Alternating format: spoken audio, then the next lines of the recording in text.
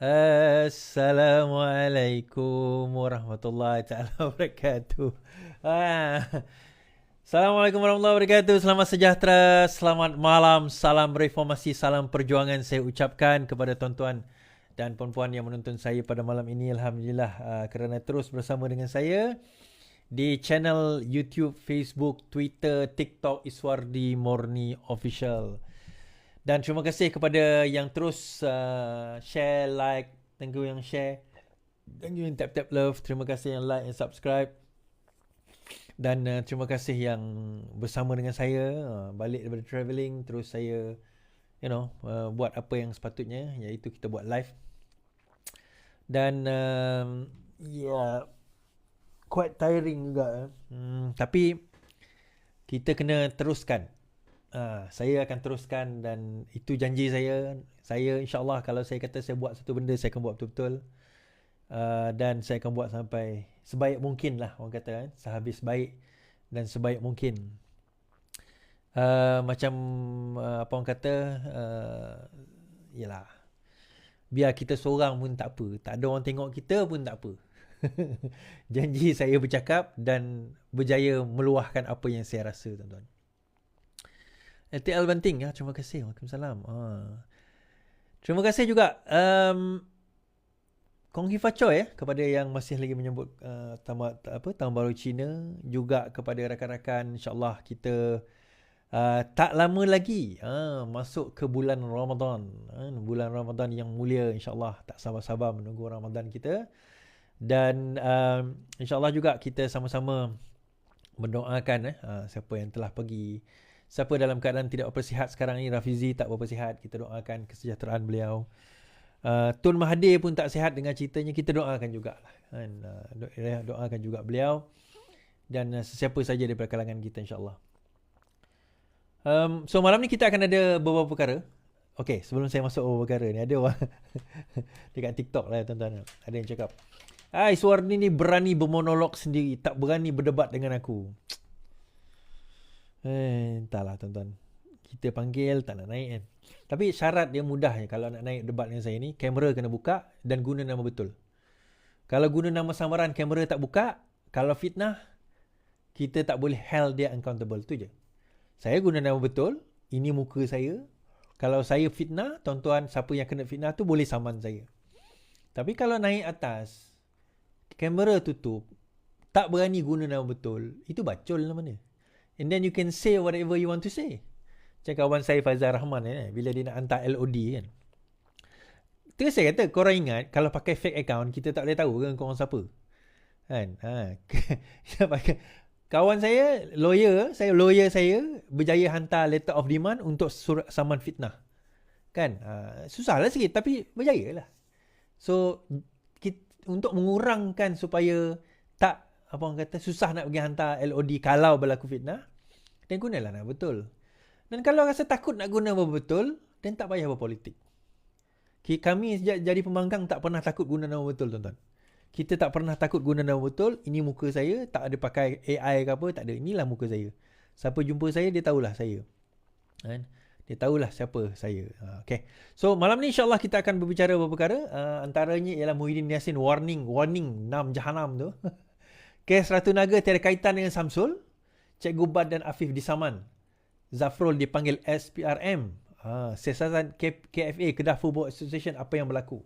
Dan juga kenapa tutup kedai judi di Kedah tidak selesai masalah judi. Okay, kita akan tengok beberapa perkara malam ini, insyaAllah. Okey, pemandu taksi. Ni berita baik kepada pemandu taksi bas. Sebelum kita masuk cerita politik, kita masuk cerita semasa dulu. Pemandu taksi bas sekolah nikmati caruman Pekeso bermula Mac. Okey.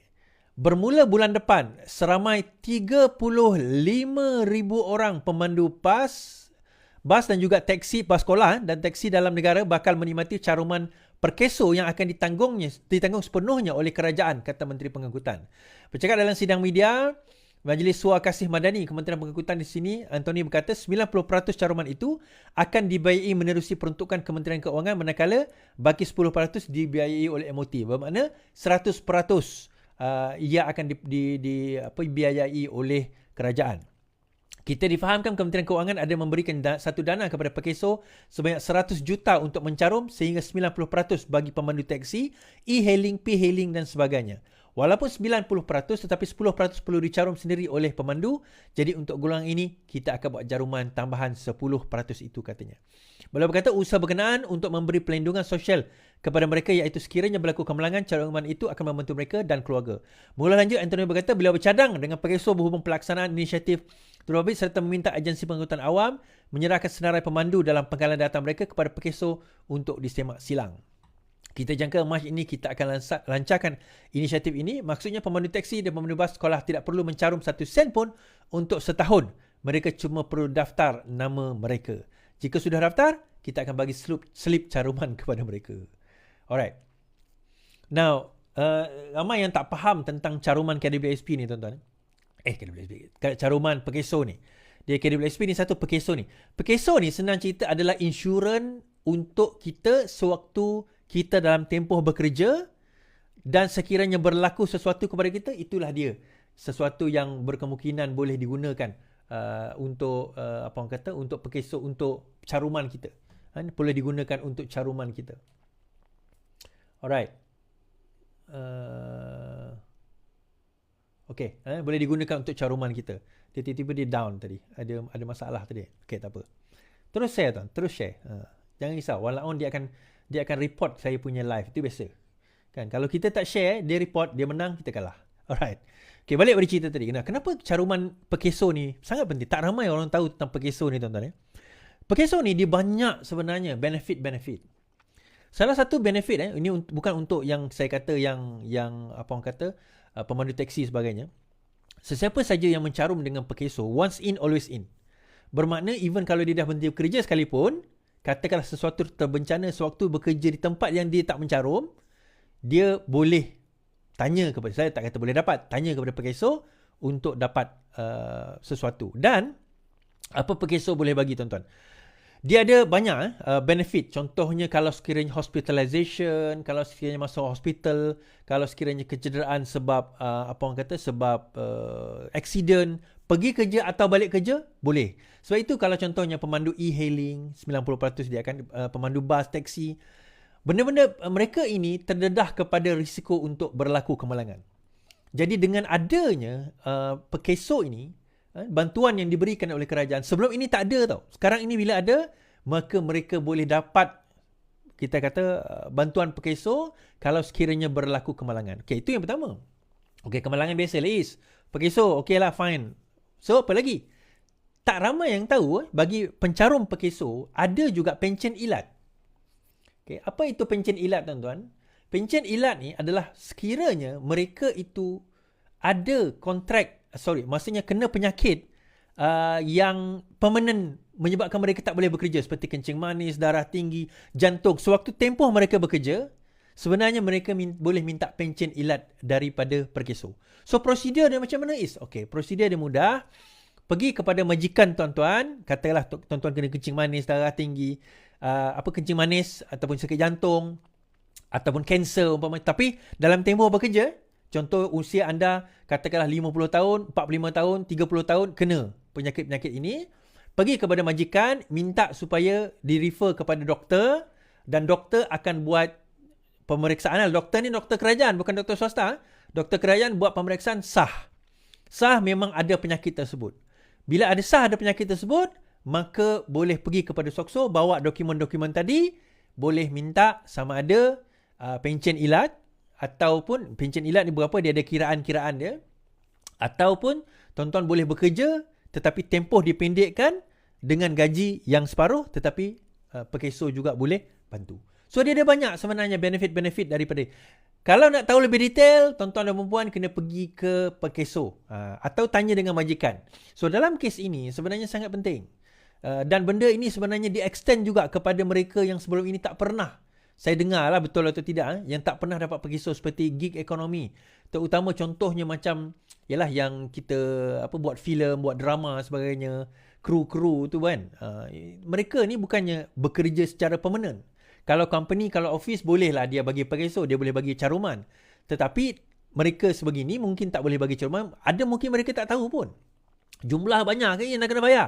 Tak, perkeso tak banyak tuan-tuan. Paling tinggi setahu saya lah. Paling mahal sebulan pun RM14. Paling mahal. So, saya agak lebih kurang kalau diorang ni dalam RM7, apa. Dia tengok pada gaji lah. Dia tengok kepada gaji. So, correct me if I'm wrong. Orang perkeso boleh betulkan kalau saya tersilap. Tetapi untuk tahu lebih lanjut tentang perkara ini, tolong pergi ke perkeso yang berdekatan dan dengarlah maklumat dan juga taklimat daripada mereka. Faham tuan-tuan? Okey. Baik. Saya tertarik dengan ni, habis dah cerita tu. Saya tertarik dengan satu, macam mana nak kata tuan-tuan kadang-kadang kita orang Melayu kita ni macam mana? Saya nak gunakan bahasa yang mudah, yang bukan mudah, bahasa yang lunak lah kita kata, untuk mengkritik orang Melayu kita ni. Orang Melayu kita ni, kita bagus, beragama tu bagus, bertaubat itu bagus, sedar daripada dosa dan kesilapan itu bagus. Saya tak menafikan perkara itu semua bagus. Tetapi tuan-tuan, kita ni banyak sangat terpengaruh dengan dakwah dan juga cerita-cerita palsu, sehingga kita tak boleh membezakan di antara yang benar dan juga yang palsu. Kerana apa? Kerana kejahilan kita mengenal perkara yang betul dan juga kerana kecetekan ilmu kita untuk belajar tentang agama.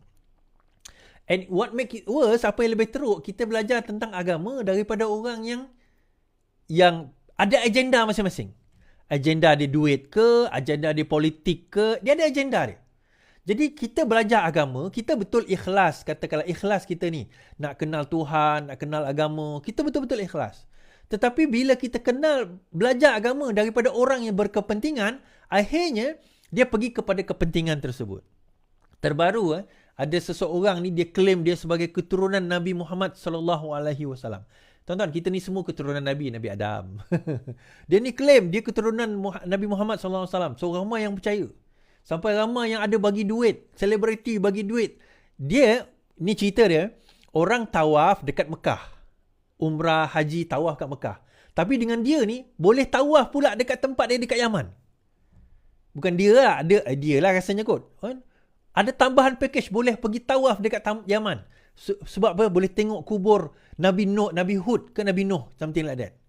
Padahal orang tak macam mana dia tahu itu kubur Nabi Hud ke Nabi Nuh, tak ingat? Oh, sebab ada satu Habib ni mimpi, pergi jumpa, ada nampak, dia kata itulah kubur. Mimpi tuan-tuan, bukan hujah.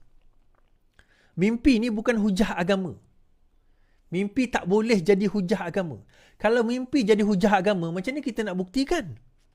Dia bermimpi macam itu dekat dalam TikTok. Hadi tu bermimpi jumpa Nabi lah. Saya cakap, saya pun pernah mimpi jumpa Nabi.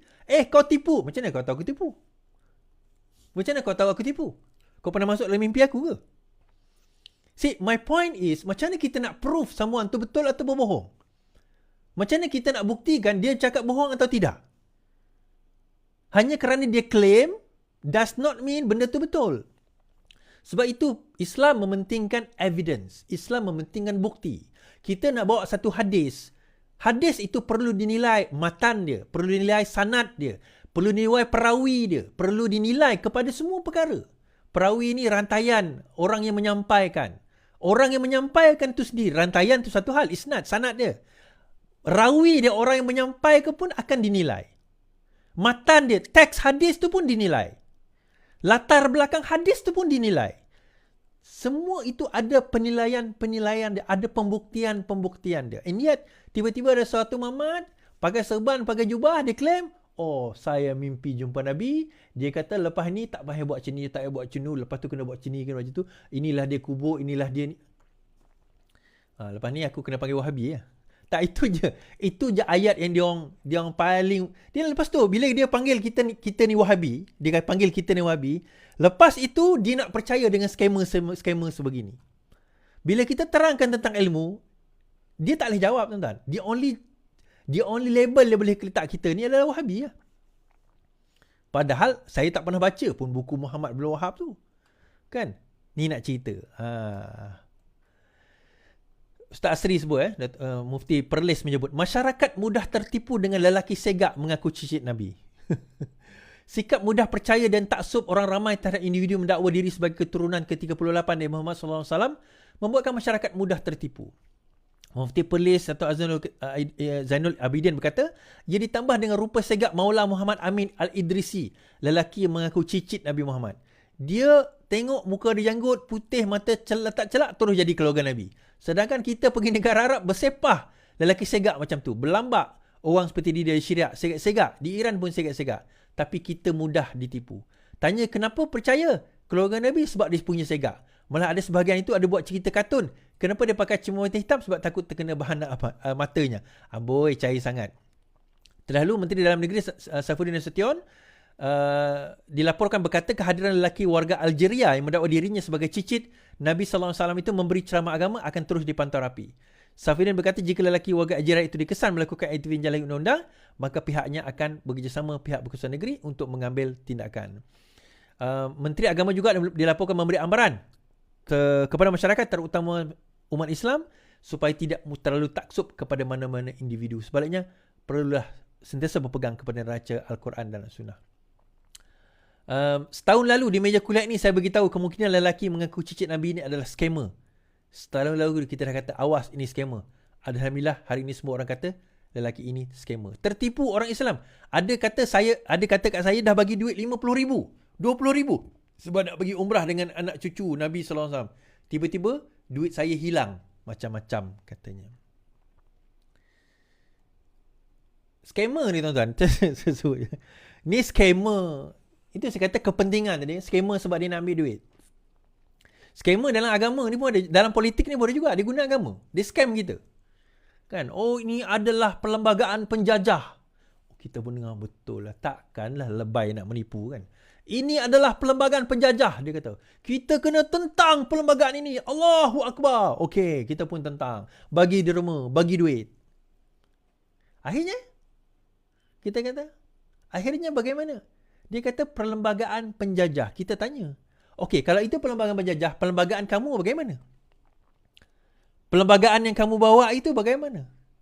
Perlembagaan yang kamu nak jaja itu bagaimana? Perlembagaan yang kamu nak kata Islam itu bagaimana? So akhirnya bila ditanyakan soalan itu, dia akan kata apa? Bagi kami menang dulu, baru boleh kita jaja, baru boleh kita cerita. So akhirnya tuan-tuan kena scam. Ada dulu datang pada saya, dia kata, Is, nasib baiklah akak dengar Is punya live, dia kata. Kalau tak akak percaya apa yang PAS cakap tu. Tuan-tuan, dia macam ni lah. Baca buku Fiqh Daulah. Saya galakkan tuan-tuan baca buku Fiqh Daulah, Dr. Yusof Al-Qaradawi. Islam, negara Islam, okey, pertama sekali, Islam ini dia tidak ada satu neraca, dia tidak ada satu acuan tentang inilah dia daulah Islamiah, tak ada. Negara Islam tu tak ada satu acuan khusus, tak ada. Ini daulah Dr. Yusof Al-Qaradawi dalam buku dia Fiqh Daulah, Fiqh kepada membina negara ini, daulah ini negara, dia kata tak ada acuan khusus kepada membina negara. Sebab bagaimana membina negara itu terpulang kepada urusan manusia. Tuan-tuan nak bina negara itu dalam cara macam mana tu, buatlah. Asalkan tidak bercanggah dengan Al-Quran dan Sunnah daripada segi prinsip. Kedua, agama ini, negara ini bukannya negara teokrasi. Negara teokrasi ni apa dia tuan-tuan? Negara yang ditakbir oleh ulama, ustaz, bukan. Islam tak pernah mengatakan negara Islam adalah negara teokrasi. Bukan. Tak ada. Baca buku Dr. Yusof Al-Qaradawi. Bila saya baca betul, saya kata betul juga.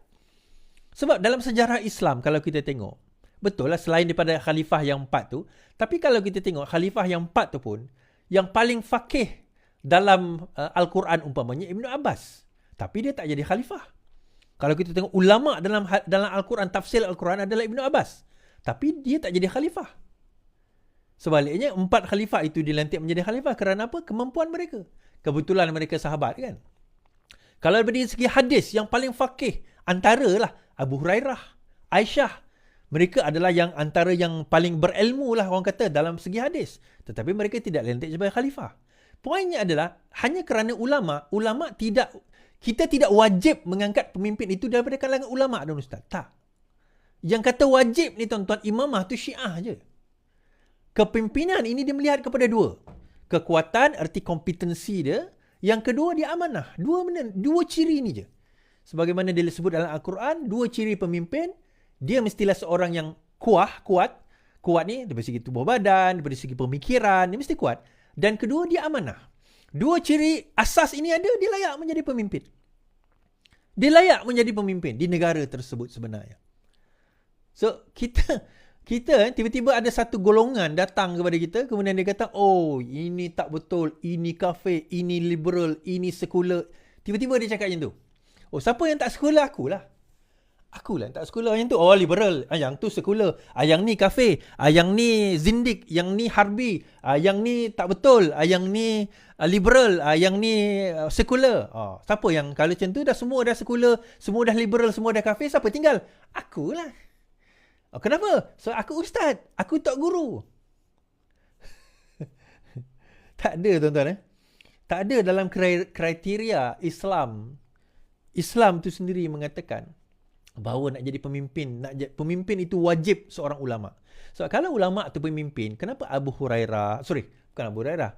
Imam Syafi'i, Imam Hambali, Imam Hanafi, Imam Maliki, Bukhari, Muslim, kenapa mereka tak jadi khalifah?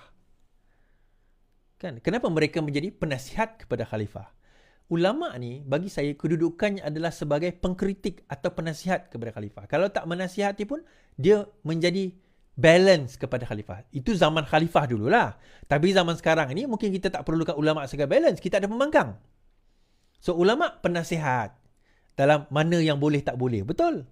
Tetapi pembangkang tu sebagai balance dia. Zaman khalifah dulu sebab tak ada zaman pembangkang kan. So kita letakkan siapa tuan-tuan? Pada masa itu ulama lah. Sebab itu ulama-ulama besar seperti Imam Bukhari pernah dibuang dari negara dia. Imam Hambali pernah dipenjarakan. Kalau kita tengok imam-imam besar ni pernah dipenjarakan, pernah dipukul dan sebagainya kisah hidup mereka kerana apa? Kerana mereka berkata benar di hadapan pemerintah yang zalim. Tetapi mereka tak ada pun mereka berhujah, jatuhkanlah pemerintah, aku nak jadi khalifah. Dia tak kata macam tu. Dia macam inilah tuan-tuan bagi saya lah. Kalau betul-betul tuan-tuan nak kata bahawa perlunya dia siapa-siapa dalam PAS nak jadi pemimpin, tak ada masalah. Tak ada masalah. Tetapi bukan kerana dia dalam PAS maka wajib dia jadi pemimpin. Tak.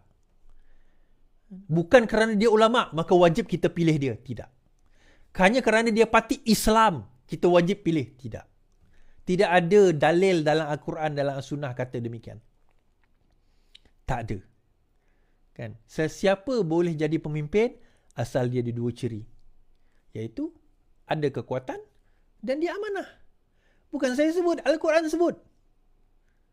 Ini disebut di dalam Al-Quran. Kan? Panjang cerita kat situ. Tapi orang kita ni mudah tertipu lah. Saya suggest tuan-tuan baca buku Za'ba. Baca buku Za'ba, Perangai Bergantung kepada Diri Sendiri. Perangai bergantung kepada diri sendiri. Tuan-tuan boleh asalnya download PDF ada kot. Ni buku dia. Pendeta Za'ba, saya ada buku ni. Perangai Bergantung kepada Diri Sendiri.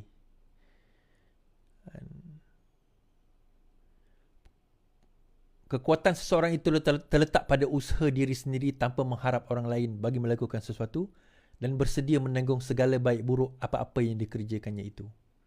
Ini kritikan sosial kepada orang Melayu, tuan-tuan. Kita kan, orang Melayu kita ni. Sampaikan ni Za'ba sudah tulis dalam buku dia kan. Kita ni terlalu bergantung kepada orang lain. Sampai nak mati kita pun, kita upah orang baca doa untuk kita. Kan? Kita baca upah orang, buat tahlil, datang rumah kita, berdoa untuk kita. Kita tak bergantung kepada diri kita sendiri. Ni pendeta Za'ba dah kritik kita lama dahulu. Tinggal kita ni, orang Melayu kita ni nak sedar tak sedar. Alright.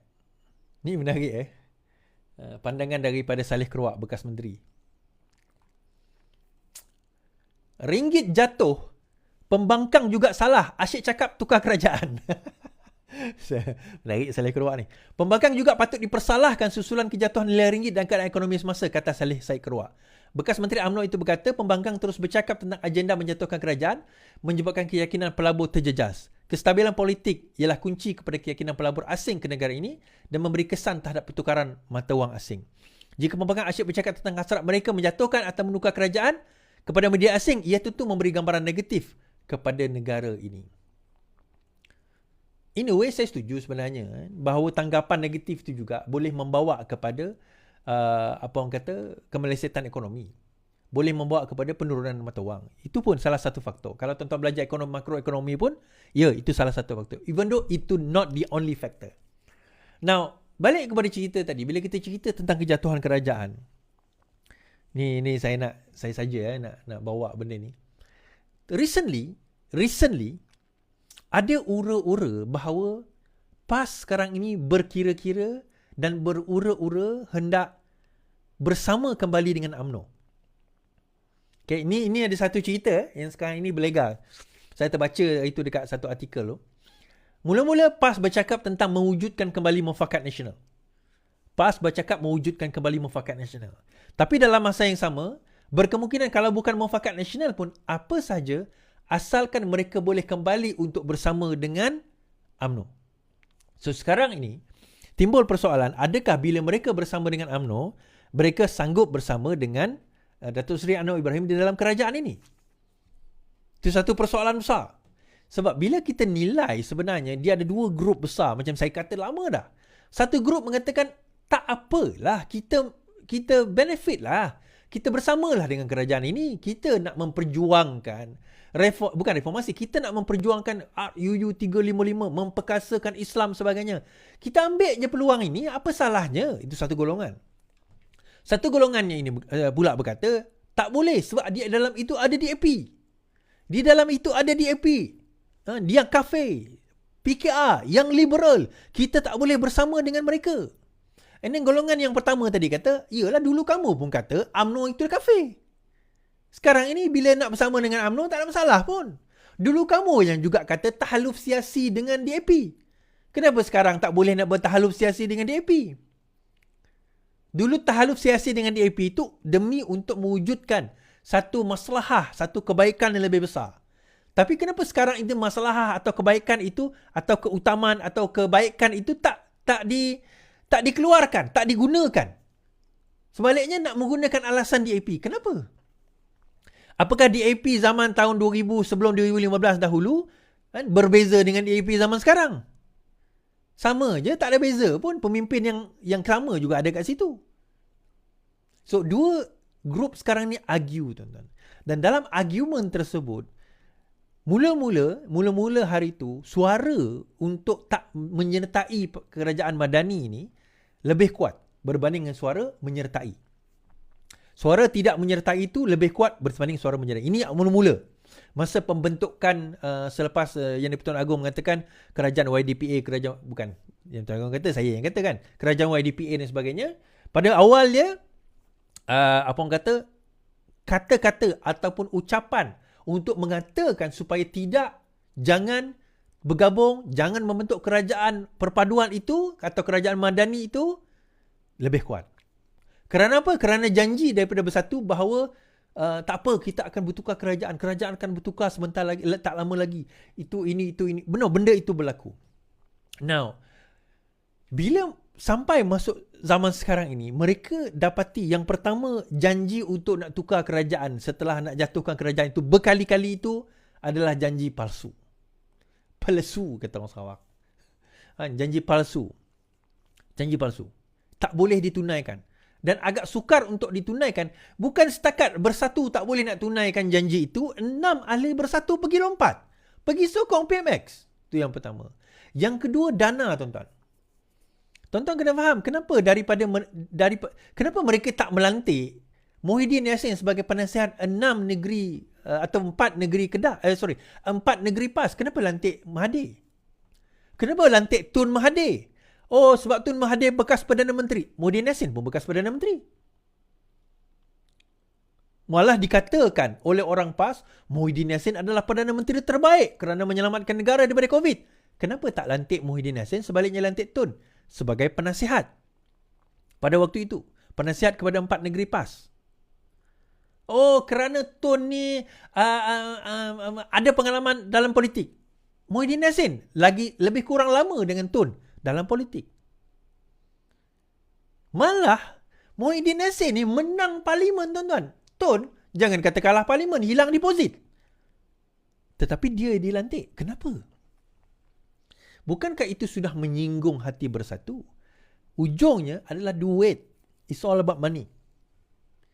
It's all about money. Tetapi yang mereka tak tahu, gerakan-gerakan itu disekat apabila kerajaan Madani ini very aktif menyekat akaun-akaun yang dia orang tahu boleh membawa wang-wang masuk. Aliran-aliran wang. Sebab itu langkah Dubai dan sebagainya. Aliran-aliran wang masuk itu berjaya disekat oleh kerajaan Madani. So mereka jam kat situ, tuan-tuan. Kuasa tak ada, duit tak ada. Dan hari ni ke semalam, Wakil PAS Taqiyuddin marah. Kami nak peruntukan ahli parlimen. Dia kata, ya, kerajaan bagi peruntukan pembangunan, projek, bagi kat tempat kami. Yang kami tak dapat ialah peruntukan ahli parlimen. Jadi dia mengaku sebenarnya bukan tempat-tempat pembangkang tidak pernah diabaikan daripada segi pembangunan fizikal. Tak pernah. Cuma pembangkang tak dapat peruntukan ahli parlimen untuk bayar office, bayar gaji budak dia, bayar dia punya. Yang tu dia tak ada. Yang lain sama je. Pembangkang je dapat. Kerajaan je dapat. Yang pembangkang tak dapat. Yang tu dia orang tak dapat sebenarnya. Duit itu dia orang boleh gunakan. Untuk apa, tuan-tuan? Dia orang boleh gunakan untuk tentang balik kerajaan. Boleh. Kan? Berapa juta? Kalau kerajaan dalam 3 juta setahun. Itu yang dia beliau tu, tuan-tuan. Dia orang tak ada duit. Bukan tak ada duit untuk pembangunan. Ada. Tetapi pembangunan itu datang daripada ICU. Implementation and Coordination Unit direct. Daripada mereka tak ada, tuan-tuan. So dia berputih mata lah. Berputih mata lah kat situ. So balik pada cerita tadi, saya kata bila dah tak ada semua ini, pembangkang akhirnya mereka sedar. Perasan tak sekejap ayah ini dah tak ada main dah cerita lompat parti, tukar kerajaan, dah tak ada. Malah baru-baru ni bulan 3 ni parlimen akan buka, akan bersidang. Bulan 3 ni parlimen akan bersidang. Tan Sri Johari Tan Sri Johari mengatakan bahawa tidak ada usul undi tidak percaya. Tak ada. Pembangkang tak bawa usul undi tak percaya. Tak ada usul undi percaya pun tak ada. Dua-dua. Percaya ke tak percaya ke, dua-dua tak ada. So bila dua-dua tak ada, kita nampak daripada segi serangan pembangkang ni dah mula melemah. Dah mula melemah. Tapi yang kuat membantai sekarang ni geng-geng Najib lah. Geng-geng Najib yang pula kuat membantai. Tapi tak apa. Yang geng-geng Najib bagi saya mudah sangat nak patahkan. Nak patahkan hujah dia orang mudah sangat. Itu very easy sebenarnya. Kan? Itu very easy. So adakah kemungkinan balik kepada cerita saya tadi, PAS ni akan mula incline kepada menyertai kerajaan Madani? Suara yang sebelum ini kata tak nak, yang nak tu kecil, yang tak nak tu besar, sekarang ini yang nak tu dah mula membesar berbanding kata tak nak. Yang tak nak tu pun dah mula berfikir. So kalau ini berlaku, tuan-tuan, menarik ni kalau ni berlaku. Sangat menarik. Okey, kita tengok keadaan ekonomi kita.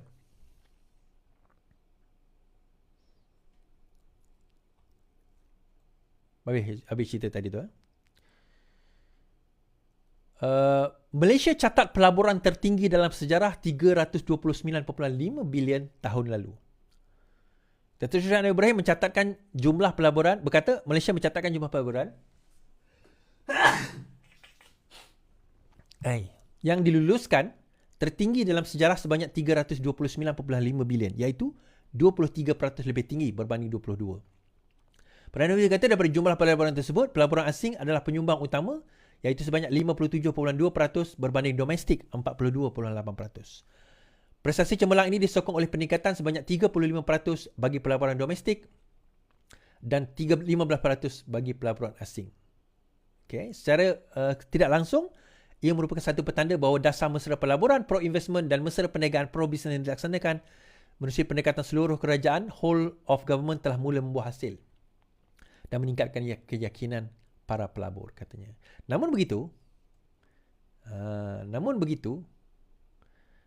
Ketua Penerangan Bersatu Pembangkang, Razali Idris, kata Nilai perbaharuan tertinggi. Tetapi realitinya tidak nampak. Ketua Penerangan Bersatu Idris mendakwa kenyataan Perdana Menteri mengenai rekod pelaburan tertinggi semalam tidak mencerminkan realiti sebenar keadaan ekonomi negara. Walaupun fakta itu betul, tetapi realitinya tidak nampak, katanya.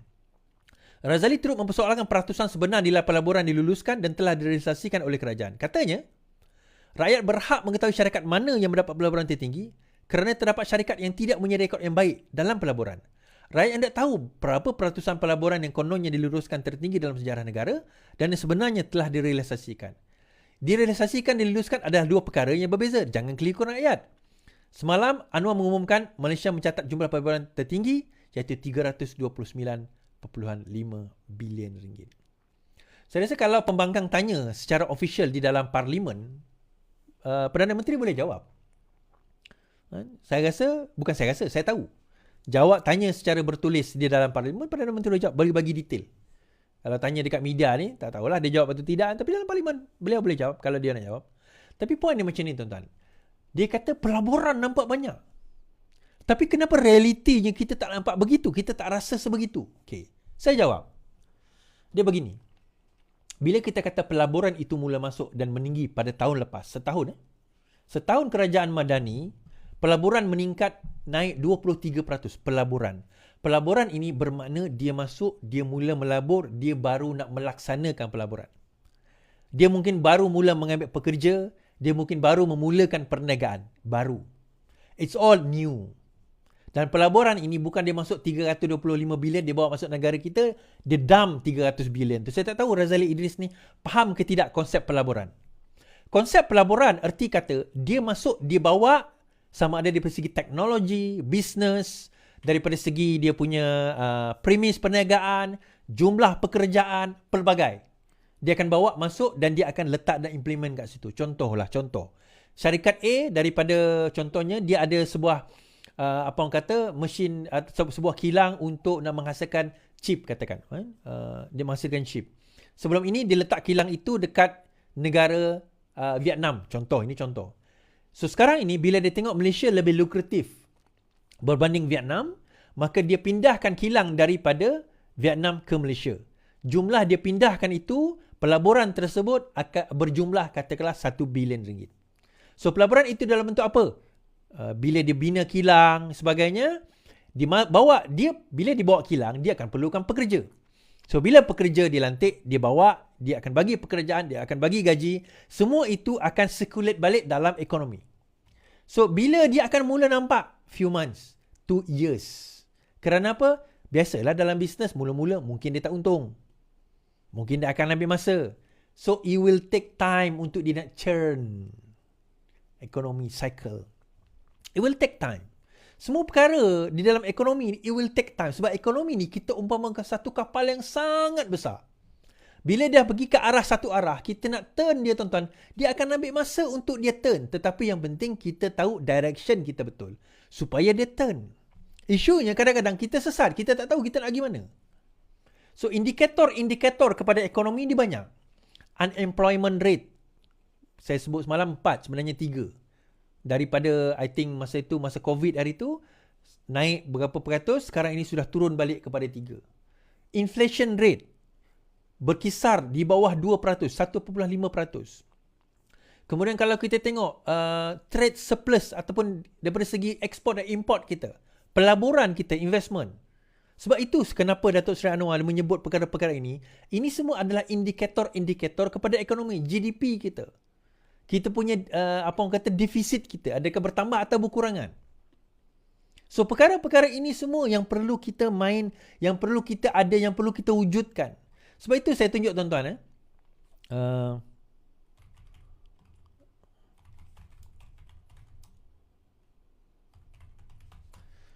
saya tunjukkan tuan-tuan, Malaysian budget history berdasarkan kepada sejarah Malaysian budget.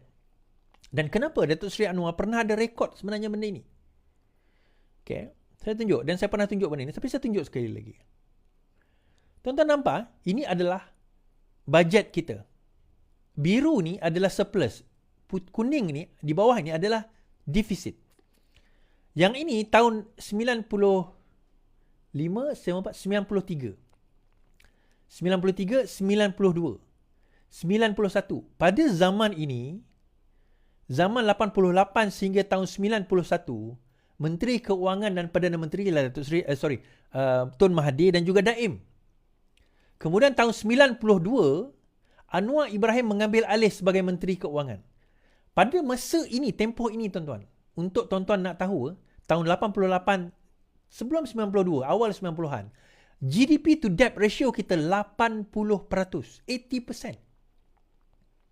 GDP to debt ratio Malaysia pada waktu ini adalah 80%.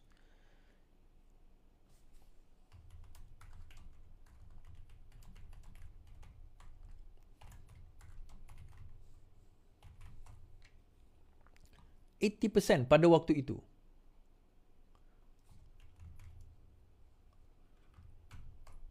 So, bila 80% tuan-tuan, bila kita lihat 80%, lebih kurang macam itulah, 80%.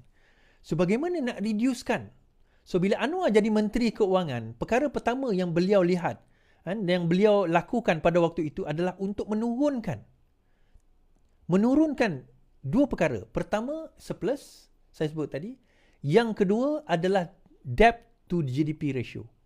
Tuan-tuan nampak ni? Ini tahun 80. Tahun yang ini lebih kurang dalam 89, nak masuk tahun 90, 91, 80%. Tahun 88, 89, more than 100% debt to GDP ratio kita. Government debt to GDP kita is more than 100% tahun 80. Ini Mahathir dan Daim. 91 pada masa ini 80% tuan-tuan. Nampak kat sini tak? Tengok apa yang Anwar buat. This is where Anwar jadi Perdana Menteri Keuangan. Dia turun. This is where dia mula turun dekat sini. Dan tuan-tuan tengok sendiri tadi. This is where bila dia jadi Menteri Keuangan. Tapi nak sampai ke peringkat ini, dia bermula dari sini. Dia bermula daripada negatif. Dia bermula daripada GDP debt ratio 80%. Dia bermula dari situ. How many years dia ambil untuk betulkan negara? 3 years. 2 to 3 years. 2 ke 3 tahun. Sehingga dia diangkat sebagai Menteri Keuangan terbaik Asia pada waktu itu. Because radical change yang dia buat. Tapi that was back in 1992. 93, 94. Masa tu GDP kita pun tak besar. Hutang kita pun tak besar. Sekarang ni hutang kita more than 1 trillion. 1 bilion itu 1,000 juta. 1 trillion itu 1,000 juta. 1 juta tu ada 1,000. Itu 1 trilion. Jadi, challenges tu ada. Saya tu bila saya lawak, bila Najib mengatakan zaman dia terbaik, saya gelak. Dia tulis dalam Facebook dia. Saya tahulah dia yang tulis tu. Najib yang tulis dalam Facebook dia tu. Bukan orang lain, tu Najib yang tulis. Bila dia kata dia zaman dia terbaik, zaman dia tuan-tuan saya nak cerita. Dia mewarisi benda kebaikan yang dia buat sebelum itu. Tetapi dia tidak membaikkan, dia merosakkan lagi. Sampai negara berhutang puluhan bilion ringgit tuan-tuan. Dalam perkara ini. Jadi bila kita kata, bila dia mempersoalkan kenapa tak nampak sekarang, itu saya kata tadi. Saya ambil kata-kata saya Ahmad Albar lah dalam forum Sina saya dengan dia kan. Kita ni, negara kita ni umpama satu kapal yang sangat besar. Selama ini kita dah going to one direction yang salah. Sekarang ni kita nak turn direction tu, ia akan ambil masa. Sebab kapal ni terlalu besar untuk kita nak turn satu direction. Tetapi kita semua kena bantu untuk nak, orang kata apa, memastikan bahawa negara kita berada dalam landasan yang betul. Okay, habis kat situ tuan-tuan. Saya tertarik hari tu saya ada berdebat dengan seseorang lah, satu walaun lah, senang cerita. Dan satu walaun ni dia bercakap kepada saya, dia kata, sekurang-kurangnya, masa tu apa nama dia roti nan. Kedah telah berjaya memansuhkan judi. Bukan, sorry, let me rephrase that. Kedah telah berjaya menutup kedai judi. Itu ayat dia. Kedah telah berjaya menutup kedai judi. Saya kata, okey, kalau Kedah berjaya menutup kedai judi, jadi apa point dia? Jadi bermakna itulah dia negara Islam, perjuangan Islam berjaya menutup kedai judi. Tuan-tuan, saya nak cerita, ni siapa yang belajar sirah, Tahu tak tuan-tuan, sahabat dah masuk Islam ada yang mabuk. Ada yang mabuk.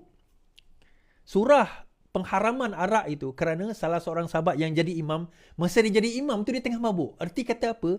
Even pada zaman itu pun arak tidak dihapuskan 100%. Nabi tak buang arak tu dan tak hapuskan, tak hapuskan langsung arak, tak. Tetapi baginda mengajar umat, mendidik umat kepada pemikiran. Kenapa arak itu haram satu hal? Kenapa kita kena tinggalkan arak? Kita katalah haram pada satu benda pun, tapi kalau jiwa kita tak ke arah itu, kita tak akan buat. Kita ambil contoh rokok lah paling senang. Berapa fatwa nak kena keluar cerita pasal rokok ni? Tapi kenapa masih ramai juga orang yang merokok? Ketum umpamanya, sama juga. Ketum tu menghayalkan. Oh, yang tu tak boleh lah kau sentuh Is. Exactly. Itu point saya. So, balik kepada cerita judi tadi. Bila dia kata, kita dah tutup kedai judi. Therefore apa? Selesai ke masalah judi di Kedah? Saya tanya pada dia, so selesai ke masalah judi di Kedah? Tak, dia tutup tu negeri Kedah. Negeri ni dia tak ada kuasa untuk menutup premis judi. Sorry, dia tak ada kuasa menarik lesen judi. Okay, ulang balik. Negeri tidak ada kuasa menarik lesen judi. Lesen judi ini adalah hak mutlak federal. Di bawah jadual ke-9 persekutuan. Judi adalah hak mutlak federal. Okay, kita kena faham yang itu dahulu. Negeri dia ada hak untuk tidak memberi lesen trading. Lesen bisnes, betul. So dia tutup lah. Dia tak ada lesen bisnes. Tetapi adakah bermakna masalah judi itu selesai? Ini saya terdengar ada satu audio tadi dia kata. Bagaimana fantasi dan imajinasi so-called orang-orang Islam ni. So-called orang Islam ni. Kalau kau bertudung, confirm kau orang tak akan pergi rogol kau. Kalau kau sembahyang, confirm kau tak akan buat jahat. Kan? Kalau kau pakai kopiah, pakai serban, confirm kau akan jadi orang baik.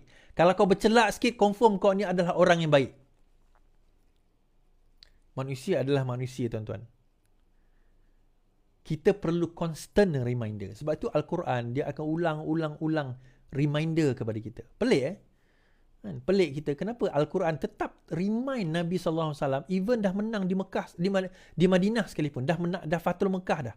Malah kalau kita tengok idza ja'a nasrullahi wal fath, ayat itu sendiri Allah sebut dalam Quran, bila dah berlaku kemenangan, apa yang umat Islam kena buat? Fasabbih bihamdi rabbika fasabbih biham, bertasbih dan bertahmidlah kamu. Bertasbih dan bertahmidlah kamu. Allah suruh bertasbih dan beristighfar. Bukannya hip hip hooray, bukan. Bertasbih, bertahmid, beristighfar. Istighfar, tuan-tuan. Ini tak bangga. Wah. Kenapa? Sebab itu tak selesai. 1,504 serbuan kes judi di Kedah. Kan? Alostar, Polis Kedah melakukan 1,504 serbuan dalam ops dadu khas bagi membenteras aktiviti perjudian di seluruh negeri ini sepanjang Januari sehingga Disember 2023. Ketua Polis Kedah berkata dalam serbuan dijalankan, pihaknya berjaya menangkap 1,661 orang Kedah, mungkin Kedah tak Kedah, dengan rampasan sebanyak 311,142. Menurutnya, dalam statistik tersebut, judi eko haram mendominasi apabila sebanyak 863 serbuan dilakukan dengan tangkapan 876 orang. Bagi judi dalam talian pula, 622 serbuan dan 663 orang dirampas. Bermakna, tuan-tuan, judi eko haram dan judi talian ni dua benda yang berbeza. So, apa yang berbezanya Is? Judi eko haram dengan judi talian ni berbeza dia. Okey, judi talian ni, tuan-tuan. Saya nak cerita. Pengalaman ke Is? Tak, kita ada kawan-kawan. Tuan-tuan, dia ada boleh download apps judi atas talian. Malah dalam lockup dulu, saya duduk dengan 2 orang yang kena tangkap sebab dia buat judi online. Dalam phone dia orang. Judi online. Okey. Satu lagi, judi haram. Eko haram. Judi eko haram ni macam mana? Sebenarnya, judi eko ni tak perlu kedai. Kedai ni, dia cukup syarat je. Behind the scene, kita boleh beli 4D tu secara haram, tuan-tuan. 4D secara haram, tuan-tuan nak apa? Damacai, Sport Toto, Magnum, semua ada. Yang tak ada dalam senarai pun ada. Dan kalau menang, bayar tau. Ni saya nak cerita lah, kawan saya Kawan saya ni dia jual benda tu. Dia cakap kat saya, "Uish, kau jual ni?" Aku jual. Dia buat macam mana? Alah, aku ada phone ni, siapa nak datang dia beritahu. Aku ni, dia beli kat aku bagilah nombor kat dia. Kalau kena nanti dia datang kat aku. Kita tokekkan bayar duit. Oh, ramai yang beli. Ramai. Dalam ramai-ramai ni bangsa mana, aku nak tanya kau lah. Dalam ramai-ramai yang beli ni bangsa mana yang ramai beli dengan kau, dia kata. Melayu, dia kata. Oh, Melayu. Tok Bilal surau dekat kat taman aku pun beli tau. Bilal surau kat taman aku pun beli. Jangan main. Tak. Poin saya, tuan-tuan, imajinasi kita ni, kalau PAS memerintah selesai masalah negara. Itu imajinasi, tuan-tuan. Kalau laksana hudud selesai masalah negara, tak ada orang buat jahat. Itu imajinasi. Sebaliknya, kerja paling utama kita adalah mendidik. Bagi pemikiran yang betul. Ni kerja saya ni pada saya, tuan-tuan ni. Saya nak didik pemikiran. Walaupun tak ramai menonton kita, tak apalah. Sekarang ni 6, 7, 8 ribu orang menonton kita. Tak apa, 8 ribu orang daripada 30 juta orang. Tolaklah yang dia kecil-kecil 20 juta orang. Tak ramailah 8 ribu orang ni. Tak apa. But we have to start somewhere. Kita kena didik pemikiran manusia. Kita udah-udahlah cerita-cerita yang palsu, cerita-cerita yang tak betul, cerita-cerita imajinasi tu udah-udahlah. Kan? Udah-udahlah berfantasi dengan agama. Agama ni dia datang miracle-nya pada Nabi. Mukjizat agama ini hanya pada Nabi. Selain daripada Nabi tak ada mukjizat, tuan-tuan. Kita ni nak jadi baik, kita kena usaha. Dan dalam baik kita tu ada iman kita, ada naik, ada turun. Ada kalanya kita baik, ada kalanya kita jahat. Ada kalanya kita elok, ada kalanya kita tak elok. So it's a constant jihad. Dia satu struggle yang berterusan. And that is perkara yang kita kena lakukan sebagai manusia. Dan sebagai pemerintah, itu yang kita kena lakukan. Ekonomi satu hal. Pendidikan kepada pemikiran itu satu hal. Okay. Bukan untuk orang Islam je lah. Semua orang lah. Right? Habis. Habis kat situ. Cikgu Bad and Afif Taman Medan reps sued for defamation.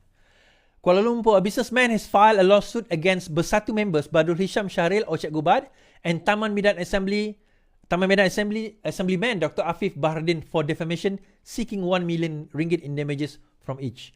Datuk Farhash Wafa Salvador Rizal Mubarak filed the suit separately against the two men at the High Court here on the January 22nd through the legal firms Ahmad Daniel Ruben.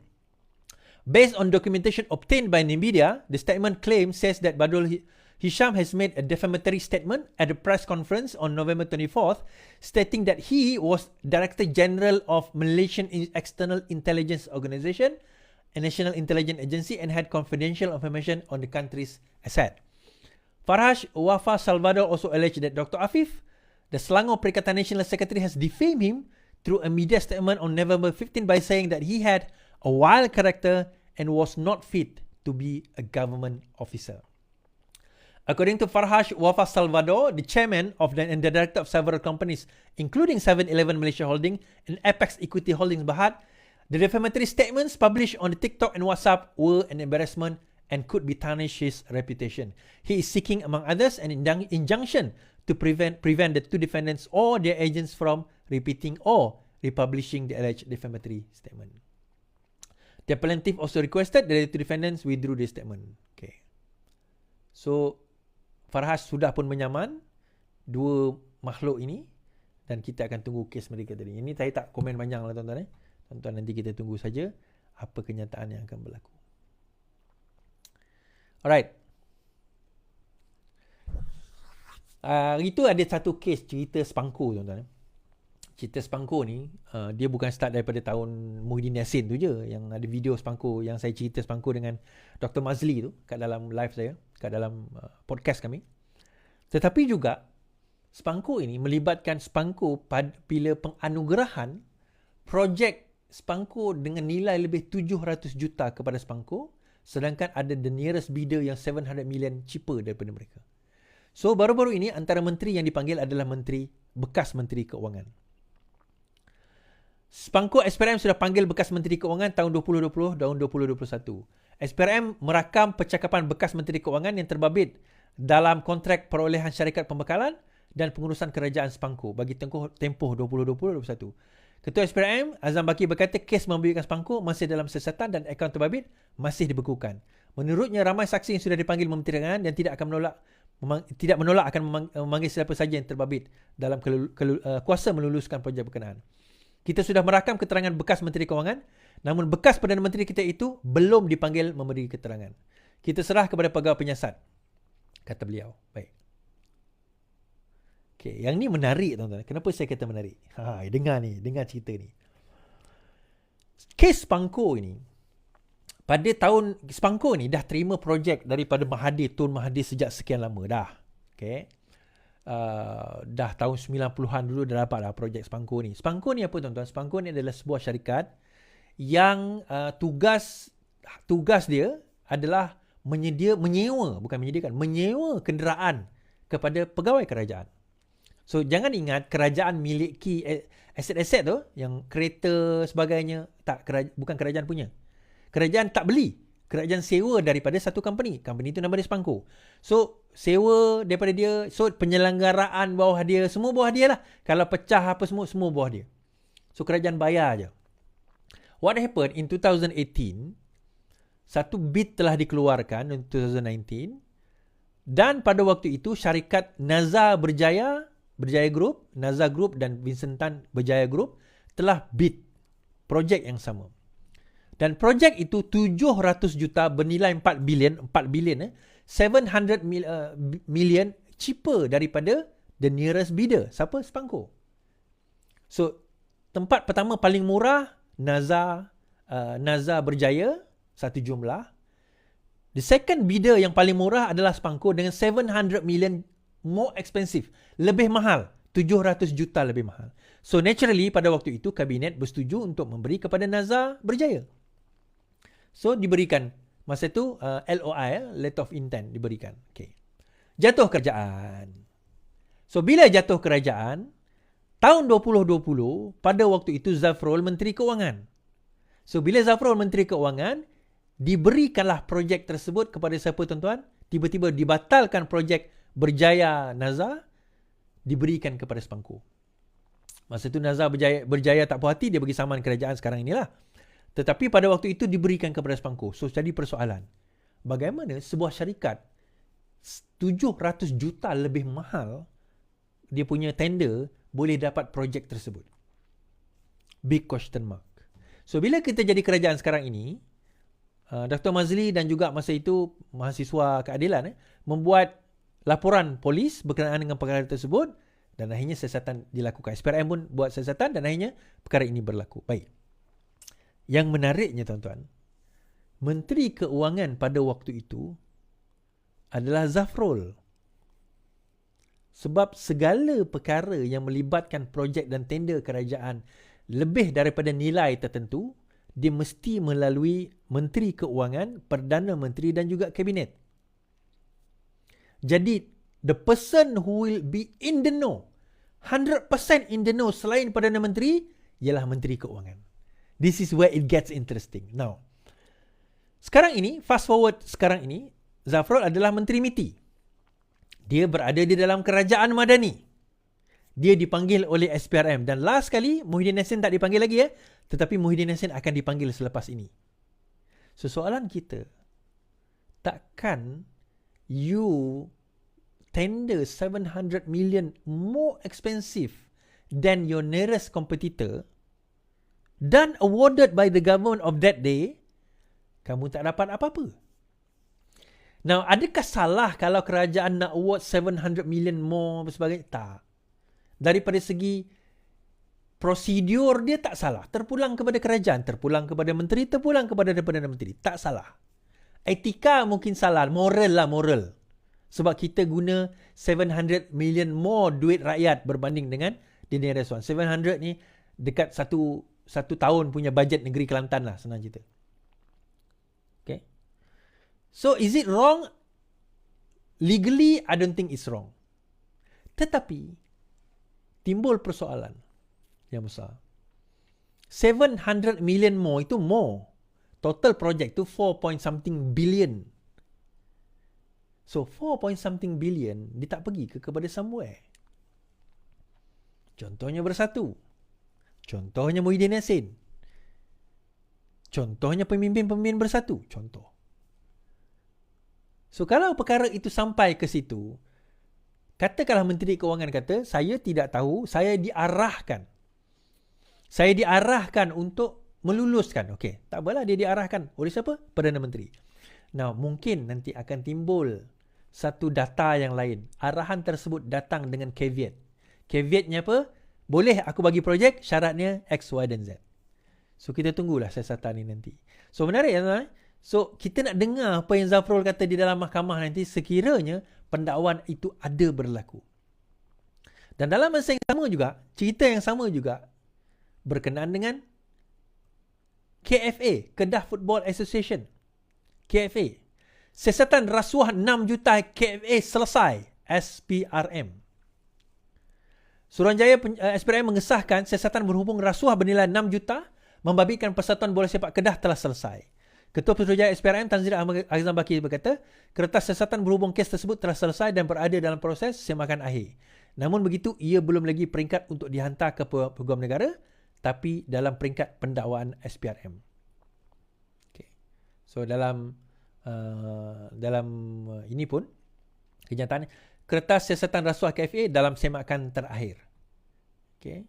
Dia belum diserahkan kepada AGC tetapi sudah berada dalam pendakwaan SPRM. Okay. Nah, kenapa saya sebut dua isu ni tuan-tuan? Kenapa saya bawa cerita tentang dua kes ini?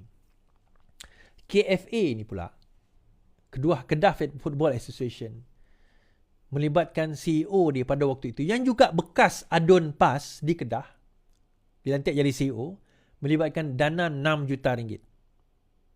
Sanusi kata tak 5 juta, tak lepas tu pinjaman, tak dia bagi balik. Okay, stop running your mouth lah Sanusi. Dia will do more damage than good daripada you.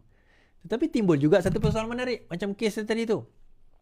Siapa Presiden KFA? Siapa Presiden KFA? Sanusi. So, bila melibatkan perkara ini, okey, cerita dia macam mana? Ini yang saya faham lah. Dikatakan bahawa syarikat yang kononnya nak memberi 6 juta kepada KFA ni, dijanjikan projek untuk rawatan air itu dilanjutkan. Bernilai, I think, few hundred million ringgit lah, 800 juta kot lebih kurang. So, kerajaan negeri kata akan lanjutkan. Tetapi nak lanjutkan tu, dermalah kepada KFA. Sebab masa tu KFA ada masalah keuangan kot lebih kurang macam tu. So, syarikat tersebut pun mendermakan 6 juta kepada KFA. Ada yang Sanusi kemudian kata dia bukan derma, dia pinjam. Dia pinjamkan. So, dia macam ni lah tuan-tuan. It does not matter. Pinjam ke, derma ke, dapat balik ke. Yang penting, dia ada consideration ke tidak.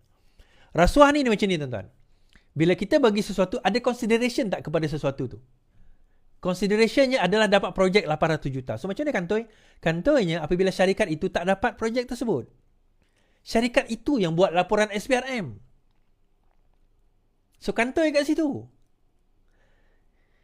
Transaksi itu berlaku dan masuk ke dalam akaun. Now, adakah itu akan jadi satu kesalahan bukankah tak masuk ke dalam akaun Sanusi? Baca balik akta SPRM. Saya dah baca masa kes Muhyiddin Yassin 300 juta masuk ke dalam akaun Bersatu, bukan masuk dalam poket dia. Masuk akaun Bersatu. 200 juta, 300 juta. Saya kata, it's either to the person ataupun even tak masuk kepada dia tetapi dia benefit daripada situ. Dia tak perlu masuk direct kepada dia. Tapi dia boleh dapat benefit daripada situ. Boleh dikira sebagai rasuah. Contohlah tuan-tuan, contoh. Ni dia kata, saya boleh luluskan projek kamu ni. Dan saya pegawai kerajaan. Saya boleh tenyih je. Baik tuan. Tapi nak lulus projek kamu ni, kamu kena bayarlah. Okey tuan, berapa? Projek kamu ni 100 juta. Tak payah banyaklah, bagi 100 ribu cukup lah. Oh, okey. Akaun bank mana? Bukan akaun bank aku. Jangan. 100 ribu ini, kamu hantar kepada adik aku yang belajar dekat overseas sekarang. Bayar dia punya yuran. Dia tak bagi direct kepada dia, bagi kepada adik dia. Adakah itu satu kesalahan? Benefit kepada dia juga. Tapi obvious lah is. Kenapa obvious? Obvious lah sebab itu adik dia. Tak, ini dia presiden kepada persatuan tu tuan-tuan. Dia adalah presiden kepada Bersatu. Sanusi adalah presiden kepada KFA. Kalau tak dapat selesaikan masalah hutang ataupun tertunggak apa bayaran KFA itu, siapa nak kena tanggung? Presiden. Siapa boleh luluskan projek 800 juta? Menteri besar. Siapa menteri besar? So again, dia tak perlu direct. Indirectly pun dia boleh kena. Tapi dan again, ini semua spekulasi. Kita tengok nanti pada hari perbicaraan. Menarik tuan-tuan. Menarik.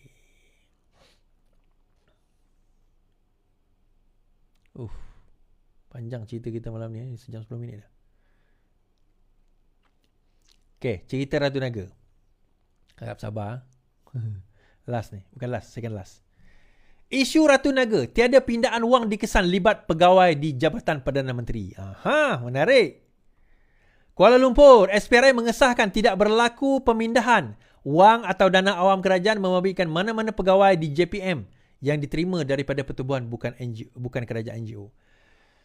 Dapatan itu diperoleh SPRM berdasarkan siasatan awal terhadap Syarul Emma atau lebih kenali sebagai Ratu Naga yang didakwa menerima ganjaran untuk membantu NGO itu. Ketua SPRM Tan Sri Azam Baki berkata tiada pemindahan wang yang dikesan oleh Suruhanjaya itu membabitkan NGO dan pegawai JPM terbabit berdasarkan indikator atau petunjuk yang menjurus kepada perbuatan tersebut. Beliau berkata dapatan itu mempandukan hasil siasatan ke atas Syarul Emma yang juga influencer pro PN. Berdasarkan laporan daripada berbagai penyiasat, tidak ada indikator yang lead atau menjurus diberikan kembali kepada mana-mana pihak di JPM. Ia merupakan dana awam hasil permohonan NGO. Beliau berkata demikian setelah majlis convention. Okay. Right. So, kita kata hari itu, Cikgu Bat, di latar belakang sikit cerita ni. Cikgu Bat mendakwa, commotion, ada satu pertelingkahan di antara Cikgu Bat Bersatu dan juga Ratu Naga Bersatu PN, pro PN. Di mana diorang kata bahawa Ratu Naga ni dapat dana daripada Samsul Iskandar. Lepas tu dia bedal duit tu, lepas tu dia bagi balik ke Samsul Iskandar. Syafiq Halim pun kata demikian, bahawa dia terima duit dan sebagainya. Okay? Dan dia pun against, bukan dia terima daripada Samsul, dia terima daripada Ratu Naga. Dan dia bagi balik ke Ratu Naga. Okay. Dan pada bulan Januari, 12 Januari, Samsul kata dia akan saman Cikgu Bat. Kenyataan daripada SPRM ini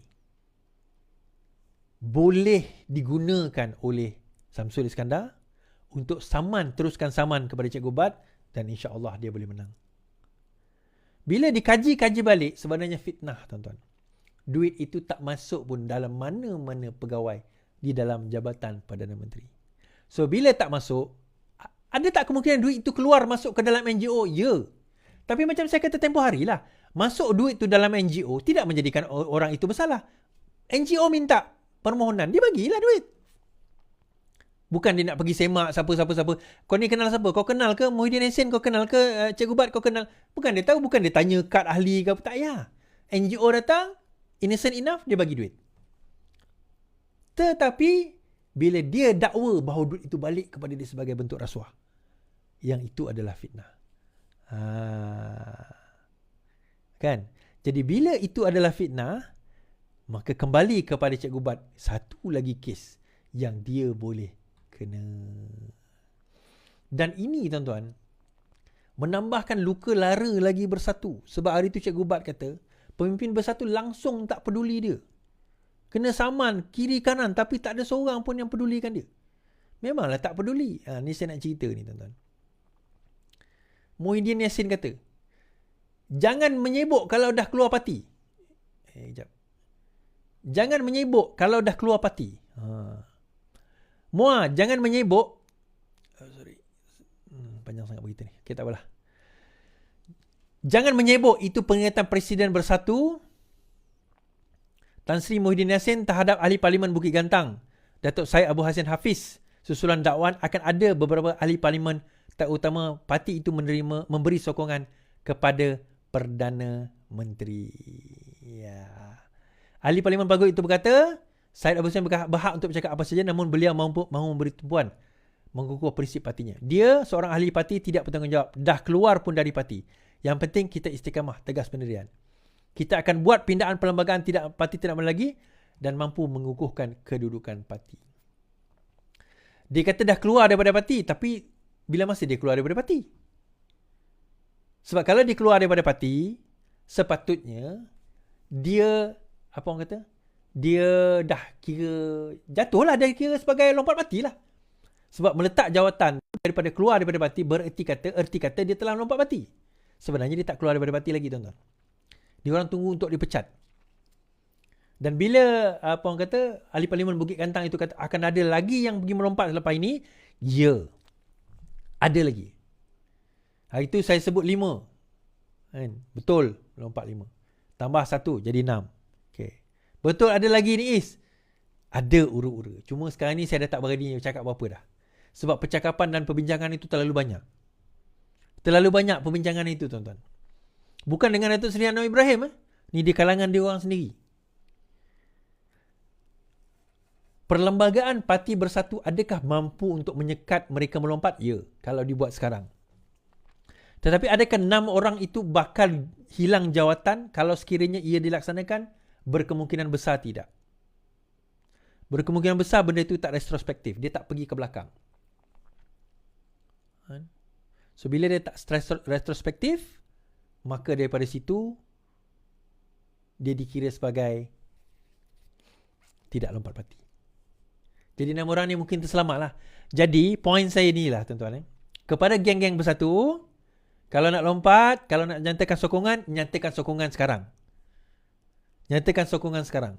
Sebab the moment anda tidak menyatakan sokongan sekarang, lepas ini kalau dah amend parlimen tersebut, dah amend perlembagaan tersebut, anda dah tak boleh katakan lagi. Tak boleh katakan lagi. Dan last sekali tuan-tuan, saya nak baca satu berita ni lah. Ini sebentar lalu je. Kenapa PAS terima gerakan? Kita terima gerakan sebab dia tak pernah ganggu perjuangan kita. Sedangkan gerakan pun diterima PAS, kata Hashim. Sudah tentu parti lain yang diikuti orang Melayu Islam juga disebut baik untuk menyertai PN. Oh, yelah. Tapi dia lupa. Dia tak pernah ganggu perjuangan kita. Dia lupa ke siapa membawa usul ni?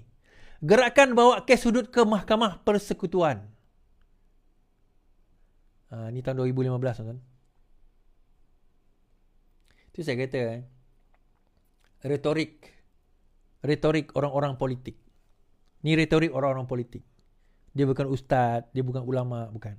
Dia ni orang politik. Dia bercerita, dulu peluk DAP, peluk PKR. Kan? Oh, ini tahaluf siasi. My brother, my sahabat. Sekarang ini, kafe harbi. Gerakan pula dia peluk. Dulu apa yang dia tak kata pada gerakan? Apa yang PAS tak kata pada gerakan, tuan-tuan? Apa yang PAS tak kata pada gerakan masa sama dengan DAP dulu? Sekarang ini dah terbalik, Oh, gerakan bersama dengan kita. Dia tak pernah, perjuangan Islam tak pernah. Benda maklumat tu semua dekat ujung jari. Nak tak nak je cari. Kan? Okey. Itulah saja daripada saya, tuan-tuan. Sekian saja daripada saya malam ini. Terima kasih 6, 7, 8, 9 ribu yang menonton kita. Alhamdulillah. Selamat malam, tuan-tuan. Selamat beristirahat. Teruskan berehat. Teruskan sokong. Kita jumpa lagi. Yang penting, lawan. Tetap lawan. Salam.